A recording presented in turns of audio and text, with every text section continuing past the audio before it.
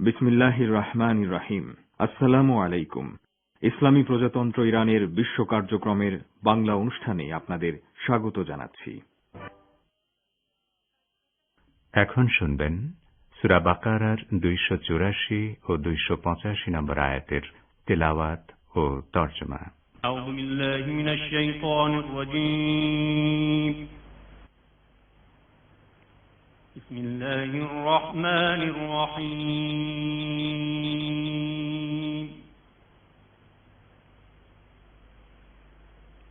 লিল্লাহি মা ফিস সামাওয়াতি ওয়া মা ফিল আরদ ওয়া ইন তুবদু মা ফি আনফুসিকুম আও তুখফুহু ইউহাসিবকুম বিল্লাহ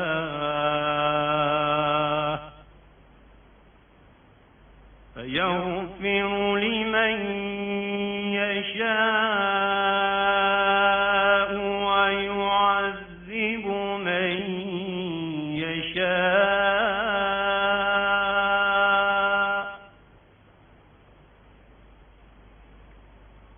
ওয়াল্লাহু আলা কুল্লি শাইইন কাদির।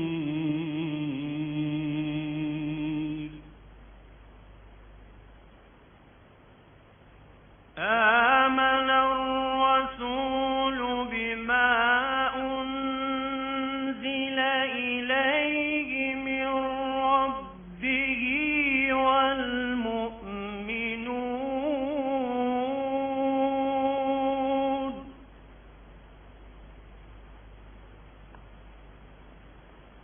কুল্লুন আমানা বিল্লাহি ওয়া মালাইকাতিহি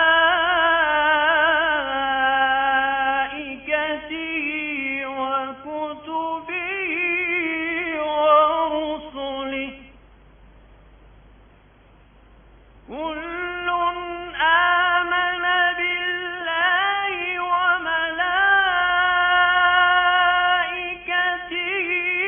ওয়া কুতুবিহি ওয়া রুসুলিহি লা নুফাররিকু বাইনা আহাদিন মির রুসুলিহি ওয়া ক্বালু সামি'না ওয়া আতা'না গুফরানাকা রাব্বানা ওয়া ইলাইকাল মাসীর।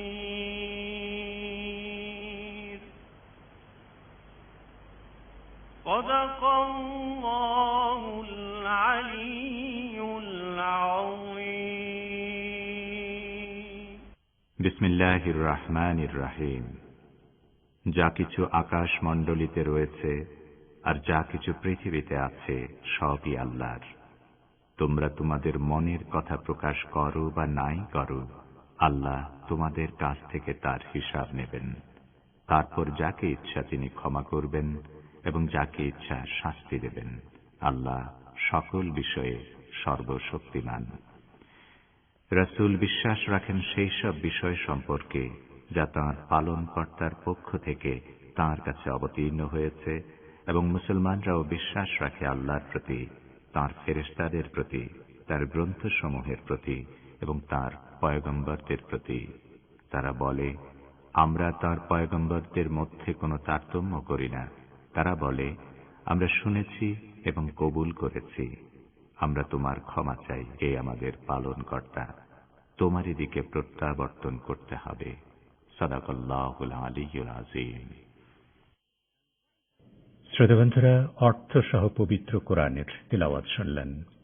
আজ সোমবার 29 মাস 15 চৈত্র এবং ফার্সি 9 ফরওয়ার দিন।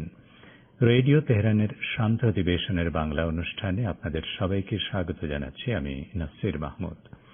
এই অনুষ্ঠান প্রচারিত হচ্ছে বাংলাদেশ ও ভারতে শর্টওয়েভ 31 মিটার ব্যান্ডে ৯৮১০ কিলোহার্টজে এবং সৌদি আরবে ৩১ মিটার ব্যান্ডে শর্টওয়েভ ৯৮৭০ কিলোহার্টজে। ইন্টারনেটে আমাদের অনুষ্ঠান শোনার জন্য এবং আমাদের ওয়েবসাইট ভিজিট করার জন্য লগ ইন করুন এই ঠিকানায় firsttoday.com/bn। আমাদের কাছে ইমেইল করার ঠিকানা radioteheran1982@gmail.com। আমাদের এই অনুষ্ঠান ইরান স্যাট বা বাদ্র 5 স্যাটেলাইটেও একযোগে প্রচারিত হচ্ছে।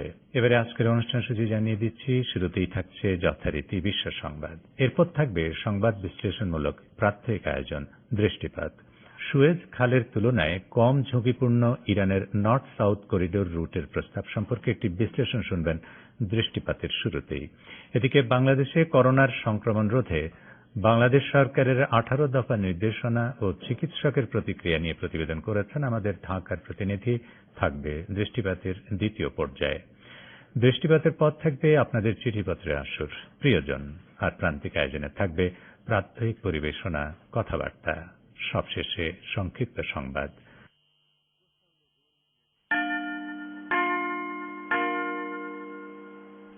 রেডিও তেহরান, শুরু হচ্ছে বিশ্ব সংবাদ।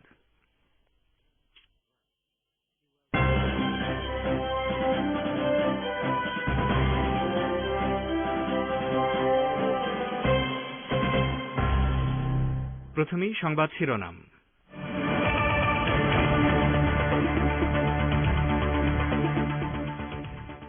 পশ্চিমা একাধিপত্যবাদের যুগ শেষ হয়ে গেছে, হার্ট অব এশিয়া সম্মেলনে বলেছেন ইরানের পররাষ্ট্রমন্ত্রী। ক্ষেপণাস্ত্র পরীক্ষা নিয়ে নিরাপত্তা পরিষদের দ্বৈত অবস্থান গ্রহণযোগ্য নয়, উত্তর কোরিয়ার ক্ষোভ। করোনা ভাইরাসে আক্রান্ত হয়ে বাংলাদেশে একদিনে মারা গেছে 45 জন, 7 মাসের মধ্যে এটাই সর্বোচ্চ সংখ্যা।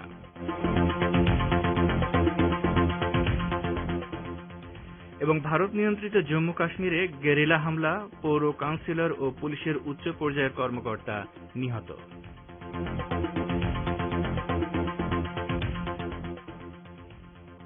আসসালামু আলাইকুম। বিশ্ব সংবাদের গুরুত্বপূর্ণ অংশগুলো শুনলেন, এবারে বিস্তারিত। পরিবেশনায় রয়েছি রেজওয়ান হোসেন। ইরানের পররাষ্ট্রমন্ত্রী বলেছেন, বিশ্ব ব্যবস্থায় পশ্চিমা একাধিপত্যবাদের যুগ শেষ হয়ে গেছে। ডক্টর জাওয়াদ জারিফ তাজিকিস্তানে চলমান হার্ট অব এশিয়া সম্মেলনের অবকাশে সিকার নির্বাহী সম্পাদক কাইরাত সারিবাইয়ের সঙ্গে আলাপকালে এই মন্তব্য করেন।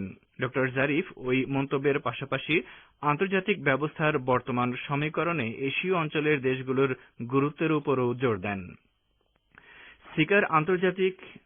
সিকার আঞ্চলিক বিভিন্ন কর্মকাণ্ডে ইরানের ভূমিকার প্রশংসা করে সারিবাই ডক্টর জাওয়াদ জারিফের কাছে এই সংস্থার ভবিষ্যৎ পরিকল্পনা ব্যাখ্যা করেন। পক্ষান্তরে ডক্টর জারিফও সিকাকে শক্তিশালী করার ক্ষেত্রে ইরানের সমর্থন ঘোষণা করেন এবং এই সংস্থার সদস্য দেশগুলোর সঙ্গে সহযোগিতা জোরদারের উপর গুরুত্ব আরোপ করেন। ইরানের সঙ্গে পরমাণু বিষয়ক আলোচনা সহ সিরিয়া বিষয়ক আস্তানা শান্তি প্রক্রিয়ায় কাজাকিস্তানের ভূমিকার প্রশংসা করেন। ইসলামী প্রজাতন্ত্র ইরানের পররাষ্ট্রমন্ত্রী গতকাল সন্ধ্যায় দুদিনের সফরে তাজিকিস্তানের রাজধানী দুশানবে পৌঁছান। সম্মেলনে অংশ নেওয়ার পাশাপাশি জারিফ তাজিক কর্মকর্তাদের সঙ্গে দ্বিপক্ষীয় সম্পর্ক সহ বিভিন্ন বিষয়ে আলোচনা করেন। ইরানের সর্বোচ্চ জাতীয় নিরাপত্তা কর্মকর্তা বলেছেন, প্রাচ্যে কৌশলগত সহযোগিতা আমেরিকার পতন ত্বরান্বিত করবে। আলী শামখানি আজ এক টুইটার বার্তায় এই মন্তব্য করেন। চীনের সঙ্গে ইরানের কৌশলগত সহযোগিতা চুক্তি সইয়ের ঘটনায় মার্কিন প্রেসিডেন্ট জো বাইডেনের উদ্বেগের প্রতি ইঙ্গিত করে শামখানি ওই টুইট করেন। এতে তিনি বলেন, চলমান প্রতিরোধ নীতির অংশ হিসেবেই ইরান চীন কৌশলগত ওই চুক্তি সই হয়েছে। শামখানি বলেন, বিশ্ব বলতে কেবল পাশ্চাত্যকেই বোঝায় না, আবার পাশ্চাত্য বলতে কেবল নিয়মনীতি ভঙ্গকারী আমেরিকা আর ইউরোপের 3 দেশকেই বোঝায় না। তিনি বলেন, বাইডেনের উদ্বেগের ঘটনা যথার্থ। প্রাচ্যে কৌশলগত সহযোগিতার বিকাশ আমেরিকার পতনকে ত্বরান্বিত করবে। গত শনিবার ইরানি পররাষ্ট্রমন্ত্রী মোহাম্মদ জাওয়াদ জারিফ ও চীনের পররাষ্ট্রমন্ত্রী ওয়াং ই 25 বছর মেয়াদী কৌশলগত অংশীদারিত্ব চুক্তিতে সই করেন। এই চুক্তিকে দুদেশের দ্বিপক্ষীয় সম্পর্কের ক্ষেত্রে মাইল ফলক হিসেবে বিবেচনা করা হচ্ছে। এদিকে ইসলামী প্রজাতন্ত্র ইরানের জাতীয় সংসদের স্পিকার মোহাম্মদ বাকের কলিবফ বলেছেন, চীনের সঙ্গে সম্প্রতি তার দেশ যে 25 বছরের কৌশলগত চুক্তি সই করেছে তা আর্থ-রাজনৈতিক শক্তি অর্জনের ক্ষেত্রে গুরুত্বপূর্ণ ভূমিকা পালন করবে। গতকাল সামাজিক যোগাযোগের মাধ্যম টুইটারে দেয়া এক পোস্টে একথা বলেন বাকের কলিবফ। তিনি বলেন, ইরান যে পূর্ব ও ইউরেশিয়ামুখী ভারসাম্যপূর্ণ পররাষ্ট্রনীতি গ্রহণ করেছে তার অবকাঠামোর আওতায় এই চুক্তি ইরানের জন্য গুরুত্বপূর্ণ হয়ে উঠবে। স্পিকার কলিবফ বলেন, দুর্ভাগ্যজনকভাবে এ পর্যন্ত অনেক গুরুত্বপূর্ণ সুযোগ নষ্ট হয়েছে। এখন এই চুক্তি সইয়ের পর কৌশলগত সহযোগিতা বাস্তবায়ন করার জন্য আন্তরিক দৃঢ়তা প্রয়োজন। এতে প্রিয় ইরানি জনগণ তাদের অর্থনৈতিক সুবিধা গ্রহণ করতে সক্ষম হবেন। ক্ষেপণাস্ত্র পরীক্ষা ইস্যুতে জাতিসংঘ নিরাপত্তা পরিষদে দ্বৈত অবস্থানের কঠোর নিন্দা ও সমালোচনা করেছে উত্তর কোরিয়া। পিয়ংইয়ং সম্প্রতি যে ক্ষেপণাস্ত্র পরীক্ষা করেছে, জাতিসংঘ নিরাপত্তা পরিষদের নিষেধাজ্ঞা বিষয়ক কমিটি তার নিন্দা জানিয়েছে। এই পদক্ষেপের নিন্দা জানিয়ে উত্তর কোরিয়া বলেছে, জাতিসংঘ নিরাপত্তা পরিষদ পিয়ংইয়ং এর আত্মরক্ষার অধিকার অস্বীকার করছে। উত্তর কোরিয়া বলছে, নিরাপত্তা পরিষদ ক্ষেপণাস্ত্র পরীক্ষার যে নিন্দা জানিয়েছে তার মধ্য দিয়ে তারা সার্বভৌম রাষ্ট্রের অধিকারকে অস্বীকার করছে এবং এটি তাদের দ্বিচারিতা। নিরাপত্তা পরিষদের এই অবস্থানকে সরাসরি আমেরিকার শত্রুতার নীতির বাস্তবায়ন বলে উল্লেখ করেছে উত্তর কোরিয়া। উত্তর কোরিয়ার পররাষ্ট্র মন্ত্রণালয় এক বিবৃতিতে বলেছে, শুধুমাত্র আমাদের আত্মরক্ষার অধিকার অস্বীকার করা হবে, অথচ সারা বিশ্বের বহু দেশ তাদের সামরিক শক্তি বাড়াতে সব ধরনের ক্ষেপণাস্ত্র পরীক্ষা করতে পারবে, সেটি কোনো যৌক্তিক কথা হতে পারে না। আপনারা বিশ্ব সংবাদ শুনছেন রেডিও তেহরান থেকে, আর প্রচারিত হচ্ছে শর্টওয়েভ 31 মিটার ব্যান্ডে। বাংলাদেশে আজ সকাল 8টা পর্যন্ত 24 ঘণ্টায় করোনা ভাইরাসে আক্রান্ত হয়ে 45 জনের মৃত্যু হয়েছে। করোনায় গত 7 মাসের মধ্যে একদিনে এটাই সর্বোচ্চ সংখ্যক মৃত্যু। বিস্তারিত বলছেন ঢাকা থেকে আমাদের বিশেষ প্রতিনিধি আব্দুর রহমান খান। ভারতের প্রধানমন্ত্রী নরেন্দ্র মোদীর ঢাকা সফর ইস্যুতে সরকারের কঠোর সমালোচনা করে বিএনপি মহাসচিব মির্জা ফখরুল ইসলাম আলমগীর বলেছেন, ভারতের সঙ্গে আওয়ামী লীগ সরকারের এত যে বন্ধুত্বপূর্ণ ঘনিষ্ঠ সম্পর্ক, কিন্তু তিস্তা চুক্তি তো হয়নি, সীমান্ত হত্যাও তো চলছে। শুধুমাত্র বর্ডার ক্রস করার জন্য গুলি করে হত্যার নজির পৃথিবীর কোন সভ্য দেশে আছে কিনা আমার জানা নেই। আজ সোমবার দুপুরে জাতীয় প্রেস ক্লাবের সামনে ঢাকা মহানগর উত্তর ও দক্ষিণ বিএনপি আয়োজিত এক বিক্ষোভ সমাবেশে প্রধান অতিথির বক্তব্যে তিনি এসব কথা বলেন। স্বাধীনতা দিবসের দিন দেশের বিভিন্ন স্থানে হেফাজত কর্মীদের সাথে নিরাপত্তা বাহিনীর সংঘর্ষে নিরীহ মানুষকে হত্যার প্রতিবাদে দলের কেন্দ্র ঘোষিত কর্মসূচির অংশ হিসেবে এই সমাবেশের আয়োজন করা হয়। সমাবেশে বিএনপি মহাসচিব আরো বলেন, ভারতের সাথে আমাদের যে ব্যবসা বাণিজ্য আছে সেগুলোর কোনো সমাধান আমরা এখন পর্যন্ত পাইনি। এই সরকার এতটাই নতজানু যে ভারত কিংবা অন্যান্য দেশ থেকে কোনোভাবেই আমাদের ন্যায্য দাবিগুলো আদায় করতে পারছেন। মির্জা ফখরুল ইসলাম আরো বলেন, এই সরকার স্বাধীনতা দিবসের 50 বছর পূর্তির দিনে সারা বাংলাদেশের মাটিতে সাধারণ মানুষের রক্ত ঝরিয়েছে। গত 3 দিনে ব্রাহ্মণবাড়িয়া, ঢাকা ও চট্টগ্রামে সাধারণ মানুষের যে প্রাণহানি, এজন্য এই সরকার সম্পূর্ণভাবে দায়ী। সেজন্য এই সরকারকে জনগণের কাছে জবাব দিতে হবে এবং এই রক্তের ঋণ শোধ করতে হবে।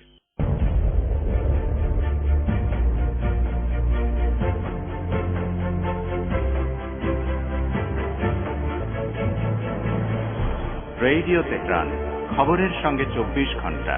ভিজিট করুন আমাদের ওয়েব পেজ firsttoday.com/bn।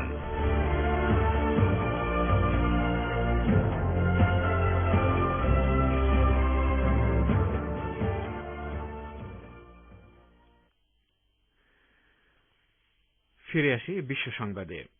ভারতের প্রধানমন্ত্রী নরেন্দ্র মোদীর ঢাকা সফর ইস্যুতে সরকারের কঠোর সমালোচনা করে বিএনপি মহাসচিব মির্জা ফখরুল ইসলাম আলমগীর বলেছেন, ভারতের সঙ্গে আওয়ামী লীগ সরকারের এত যে বন্ধুত্বপূর্ণ ঘনিষ্ঠ সম্পর্ক, কিন্তু তিস্তা চুক্তি তো হয়নি, সীমান্ত হত্যাও তো চলছেই।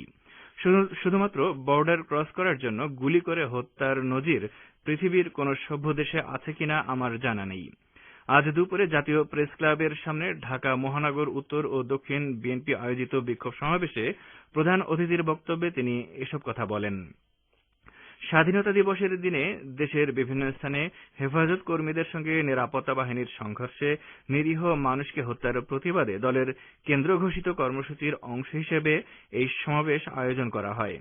সমাবেশে বিএনপি মহাসচিব আরো বলেন, ভারতের সাথে আমাদের ব্যবসা বাণিজ্য সংক্রান্ত যেসব সমস্যা আছে সেগুলোরও কোনো সমাধান আমরা এখন পর্যন্ত পাইনি। এই সরকার এতটাই নতজানু যে ভারত কিংবা অন্যান্য দেশ থেকে কোনোভাবেই আমাদের ন্যায্য দাবিগুলো আদায় করতে পারছে না। ভারত নিয়ন্ত্রিত জম্মু কাশ্মীরে অজ্ঞাত গেরিলা হামলায় পৌরসভার এক কাউন্সিলর ও এক স্পেশাল পুলিশ অফিসার নিহত হয়েছেন। আজ ওই হামলার ঘটনায় আরও এক কাউন্সিলর আহত হয়েছেন। কলকাতা থেকে আরও জানাচ্ছেন আব্দুল হাকিম। জম্মু কাশ্মীরে অজ্ঞাত গেরিলা হামলায় পৌরসভার এক কাউন্সিলর ও এক স্পেশাল পুলিশ অফিসার এসপিও নিহত হয়েছেন। আজ সোমবার ওই হামলার ঘটনায় আরও এক কাউন্সিলর আহত হয়েছেন। খবর পেয়ে সেখানে প্রচুর সংখ্যক সেনা, পুলিশ ও আধা সামরিক বাহিনীর সিআরপিএফ জওয়ানরা পৌঁছেছে। পুলিশ জানায়, উত্তর কাশ্মীরের সোপোর এলাকায় সোপোর পৌরসভা দপ্তরে সন্ত্রাসীরা গুলিবর্ষণ করলে পুলিশ সদস্য সাফাকাত আহমদ ও কাউন্সিলর রিয়াজ আহমদ নিহত হয়েছেন। এছাড়া শামসুদ্দিন পীর নামে অন্য এক কাউন্সিলর আহত হয়েছেন। তাকে হাসপাতালে চিকিৎসার জন্য পাঠানো হয়েছে। ব্লক মেডিকেল কর্মকর্তা ডাক্তার রুদিয়ানা সংবাদ সংস্থাকে কাউন্সিলর রিয়াজ আহমদ ও এসপিও সাফাকাত আহমেদের মৃত্যু এবং শামসুদ্দিনের আহত হওয়ার বিষয়টি নিশ্চিত করেছেন। সোপোরে ওই হামলার পরে সংশ্লিষ্ট এলাকায় হাই অ্যালার্ট জারি করে সেনাবাহিনীর রাষ্ট্রীয় রাইফেলস হামলাকারীদের সন্ধানে ব্যাপক তল্লাশি অভিযান শুরু করেছে। জম্মু কাশ্মীরে মাত্র 4 দিনের ব্যবধানে এ নিয়ে দুবার বড় হামলায় প্রাণহানির ঘটনা ঘটল। এর আগে গত বৃহস্পতিবার শ্রীনগরের লাওয়াপুরায় অজ্ঞাত গেরিলারা শ্রীনগর বারামুল্লা মহাসড়কে হামলা চালায়। এতে সিআরপিএফ জওয়ানদের একটি টহলদার দলকে আচমকা আক্রমণ করায় 2 সিআরপিএফ জওয়ান নিহত ও অন্য 2 জন আহত হয়েছিলেন। ওই ঘটনার জের না মিটতে ফের হামলার ঘটনা ঘটল, বলছিলেন আমাদের প্রতিনিধি। ইউরোপীয় ইউনিয়নের পররাষ্ট্রনীতি বিষয়ক প্রধান জোসেফ বোরেল মিয়ানমারে বেসামরিক মানুষ হত্যা বন্ধের আহ্বান জানিয়েছেন। সামরিক অভ্যুত্থান বিরোধী বিক্ষুব্ধ জনতার উপর হত্যাকাণ্ডের নিন্দা জানান তিনি। ইইউর এক্সটার্নাল সার্ভিসের ওয়েবসাইটে প্রকাশিত এক বিবৃতিতে তিনি একথা বলেন। বিবৃতিতে আরও বলা হয়েছে, সেনাবাহিনীর মাধ্যমে শতাধিক নিরীহ মানুষ হত্যার ঘটনা অযৌক্তিক ও লজ্জাজনক। তিনি মিয়ানমারে চলমান সংঘর্ষের নিন্দা জানান এবং সময় নষ্ট না করে পাশবিক এই বিপর্যয় বন্ধ করার জন্য সেদেশের জেনারেলদের প্রতি আহ্বান জানান। মিয়ানমারে গতকালও সামরিক অভ্যুত্থান বিরোধী জনতার বিক্ষোভে হামলার ঘটনায় অন্তত 114 জন নিহত হয়েছে। সুয়েজ খালে আটকে পড়া জাপানের বিশাল জাহাজটির অংশবিশেষ ভাসানো সম্ভব হয়েছে। 1 সপ্তাহ আগে জাহাজটি আটলান্টিকের পথে যাওয়ার সময় সুয়েজ খালে আটকা পড়ে। খালের নাব্যতা কমে যাওয়ার কারণে জাহাজটি আটকে যায়। জাহাজটির অংশবিশেষ ভাসানোর সম্ভব হওয়ায় আশা দেখা দিয়েছে যে শিগগিরই বিশ্বের এই ব্যস্ততম রুট জাহাজ চলাচলের জন্য উন্মুক্ত হবে। 400 মিটার লম্বা এভারগ্রিন নামের এই জাহাজ আড়াআড়িভাবে সুয়েজ খালে আটকে পড়ার কারণে ওই রুটের 2 পাশে কয়েকশো জাহাজের জট তৈরি হয়েছে। জাহাজটি উদ্ধারের জন্য গত কয়েকদিন ধরে খনন কাজ পরিচালনা করা হচ্ছে। রুটটি বন্ধ থাকায় বহু জাহাজ আফ্রিকা হয়ে দীর্ঘ পথ পাড়ি দিয়ে গন্তব্যের উদ্দেশ্যে রওনা হয়েছে। গুরুত্বপূর্ণ এই রুট বন্ধ থাকার কারণে মিশর গত কয়েকদিনে বিপুল অঙ্কের রাজস্ব হারিয়েছে।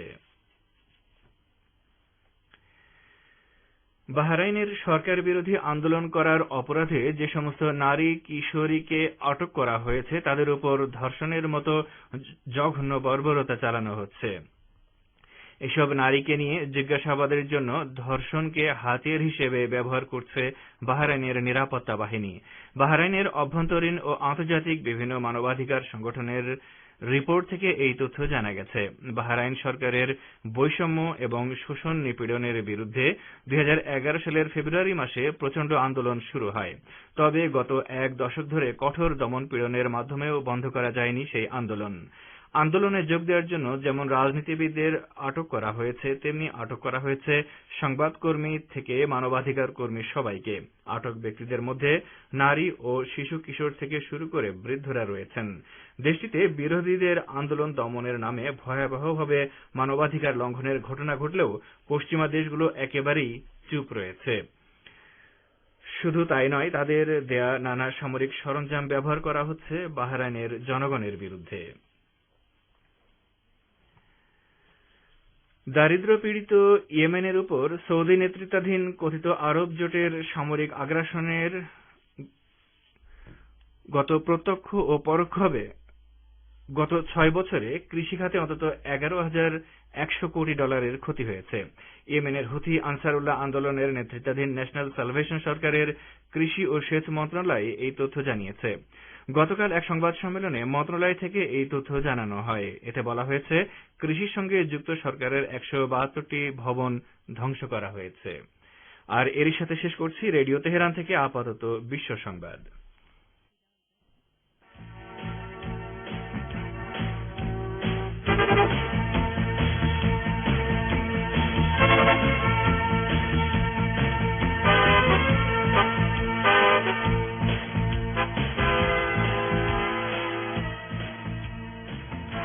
বিশ্ব সংবাদ শুনলেন রেডিও তেহরান থেকে।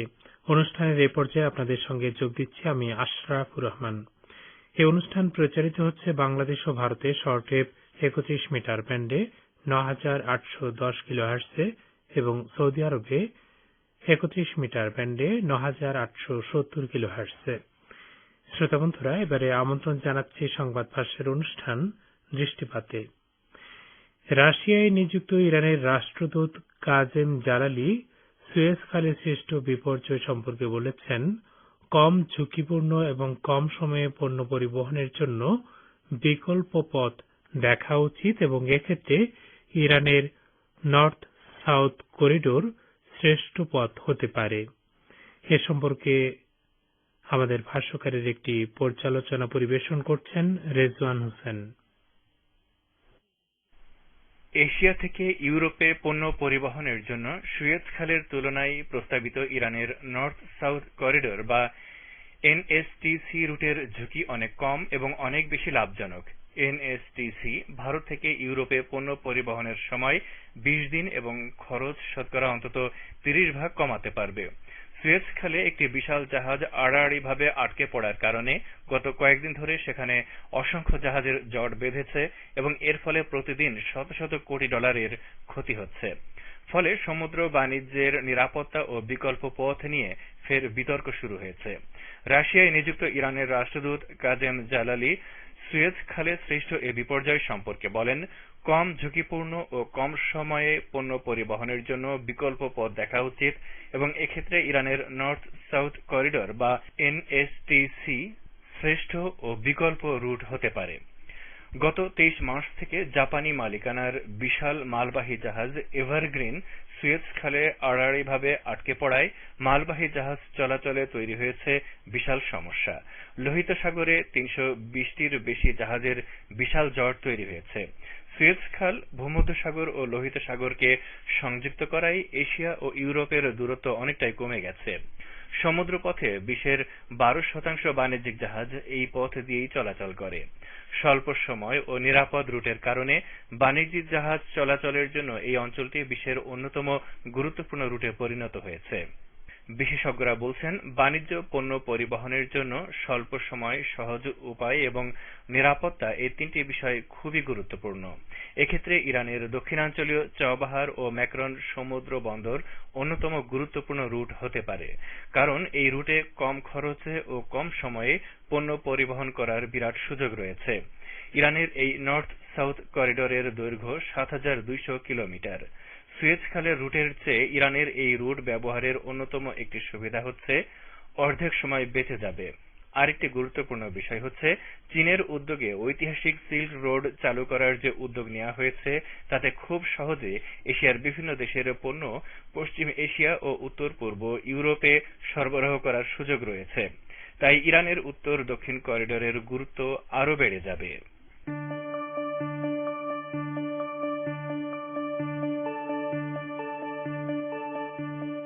আপনারা রেডিও তেহরানের অনুষ্ঠান শুনছেন সরাসরি তেহরান স্টুডিও থেকে। ইন্টারনেটে আমাদের অনুষ্ঠান প্রতিদিন শুনুন এই ঠিকানায় parstoday.com/pm। ফেসবুক লাইভে যোগ দিন এই ঠিকানায় facebook.com/রেডিও তেহরান bm। আমাদের কাছে ইমেল করার ঠিকানা radioteheran1982@gmail.com। দৃষ্টিপাতের এবারে বাংলাদেশ প্রসঙ্গ। করোনা ভাইরাসের সংক্রমণ বেড়ে যাওয়ায় সরকারের কাছে 18 দফা প্রস্তাব পাঠিয়েছে বাংলাদেশের স্বাস্থ্য মন্ত্রণালয়। এর মধ্যে জরুরি সেবায় নিয়োজিত প্রতিষ্ঠান ছাড়া অন্য সব অফিস, শিল্প কারখানা বন্ধ করতে প্রস্তাবে সুপারিশ করা হয়েছে। এ সম্পর্কে সংশ্লিষ্ট মহলের প্রতিক্রিয়া সহ প্রতিবেদন পাঠিয়েছেন ঢাকা থেকে আমাদের বিশেষ প্রতিনিধি আব্দুর রহমান খান। বাংলাদেশে করোনা ভাইরাসের সংক্রমণ পুনরায় বেড়ে যাবার পরিপ্রেক্ষিতে জরুরি সেবা প্রতিষ্ঠান ছাড়া সব অফিস ও কারখানা বন্ধ রাখা, উপাসনালয়ে স্বাস্থ্যবিধি মানা, জনসমাগম নিষিদ্ধ ঘোষণা সহ আরও কিছু প্রস্তাবনা স্বাস্থ্য মন্ত্রণালয়ের কাছে পাঠিয়েছে স্বাস্থ্য অধিদপ্তর। প্রয়োজনে উচ্চ সংক্রমিত এলাকাতে লকডাউন করার প্রস্তাবও রয়েছে স্বাস্থ্য অধিদপ্তরের এই প্রস্তাবনায়। স্বাস্থ্য অধিদপ্তরের অতিরিক্ত মহাপরিচালক মির্জাদি সেবরিনা ফ্লোরা এ প্রসঙ্গে গণমাধ্যমকে বলেছেন, সংক্রমণ নিয়ন্ত্রণে আগামী দিনগুলোতে কি কি করণীয় সে বিষয়ে অধিদপ্তর থেকে গত 25 মার্চ মন্ত্রণালয়কে চিঠি পাঠানো হয়েছে। স্বাস্থ্য অধিদপ্তরের জনস্বাস্থ্য বিষয়ক কমিটির পরামর্শক্রমে এসব পালনীয় বিষয়গুলি চিহ্নিত করা হয়েছে। এ প্রসঙ্গে চিকিৎসকদের সংগঠন doctors for health and environment এর সাধারণ সম্পাদক ডাক্তার কাজী রকিবুল ইসলাম রেডিও তেহরানকে জানান, আমরা সায়েন্টিফিক্যালি যেটা বলা দরকার করা দরকার সেভাবে বলছি। এখন সরকার তার সামগ্রিক বিবেচনায় সিদ্ধান্ত নেবে। জনগণকেও সচেতন হতে হবে। বিভিন্ন সামাজিক সংগঠন যারা আছে, তাদের যারা সদস্য আছে, তাদেরকেও এটা প্রচারের জন্য নামতে হবে।